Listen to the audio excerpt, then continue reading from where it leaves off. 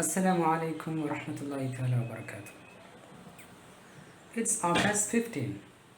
Long ago, at the dawn of this nation, precisely at the midnight of August 15, 1947, we Indians generally and the Muslims in particular made a pledge. In the words of Jawaharlal Nehru, the pledge of dedication to the service of India and her people and to the still larger cause of humanity. For the Indian Muslims, it meant a challenge, a profound challenge to keep the secularistic and pluralistic notion of this country intact. We saw many of our desperate, valuable co-workers cut loose from their motherland, our own motherland. But we took up this challenge. We took up this challenge without letting us believe that our problems are pervasive, paramount, and personal. This belief, the belief that even with the difference of caste, conviction, compliments, costumes, and customs, that we could still rally around a consensus. This comes from the inclusive notion, inclusive nature of our struggle, our national struggle, and our shared history. Some of us took up arms, and others, being aware of the consequence, took up the non-violence, as has anybody been on those days. But largely and significantly, they aligned with the national movement. I acknowledge primarily and seriously that the laurels of the past can fool us into inertia and inefficiency in the present. Nevertheless, Milan Kundera has once said that the fight of these people against power is the fight against forgetting. To not forget that we have our dignity, our rights, our past deeply intertwined and inextricable in this nation, in this country. We might be poorly fed, we might be a fakir, we might be mentally imbued in this country. But let us note our dignity and our status stamped down. To not forget that the values, ethos, and the moorings of this nation is bequeathed to us from the ideals of our blessed Prophet, peace be upon him, and the righteous history and the cumulative tradition that we have inherited.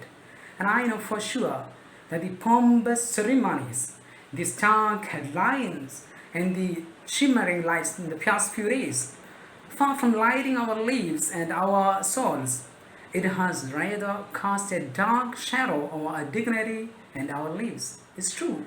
But we have solved this challenge, knowing that this wide map, this alluring flag of ours, this insightful constitution of ours, this freedom are beautiful notions. But they have a thin veneer, a slippery slope. With a moment, they get manipulated. Everything is shattered. Even the most noble and eternal Quran says that many are guided by it and many are misguided by the same. Political activism, economic upliftment, and material prosperity of the Muslims are important and are conducive to our dignity and our nation's growth. But as they have always been, but they make no sense.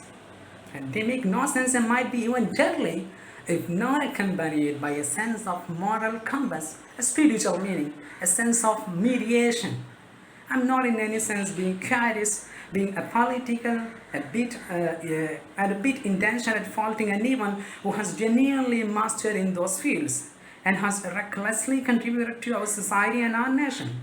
But essentially, traditionally, and historically, we are a society of middleness, balanced, and in a perfect equilibrium to tap the plural contours, the fundamental values of this nation. Being reactionary, polemic, being egoistic in formulating the political and social projects can be detrimental, can be dangerous, especially in a very charged atmosphere that we are inhabiting. Alongside a sheer populism that has befallen us, we are on a threshold with an enormous and a resourceful population of 138 crore. We take up the greatest leap Either we take the greatest transformation the world has ever witnessed, or we carry the brunt of our deeds down to our future. This is our conclusion. The mastermind of this country has eloquently spoken to us that when the world sleeps, India will awake to life and freedom. Are we awake today when the others are rather busy? Awake to the notion, awake to the reality that we are militaristically progressive, but in corruption, environment, and in press indexes, we are inferior. Are we awake to the process, to the practice that elections are won by tall promises and lies and lost by betrayal? And are we awake to the stark reality that our small scale and our public sectors are rendered inefficient and that the statics, the post-truth, are used to blur the lines between reality and myth and all those sorts of things? The least we are awake. The greater is the blow to our environment, our social and political infrastructure.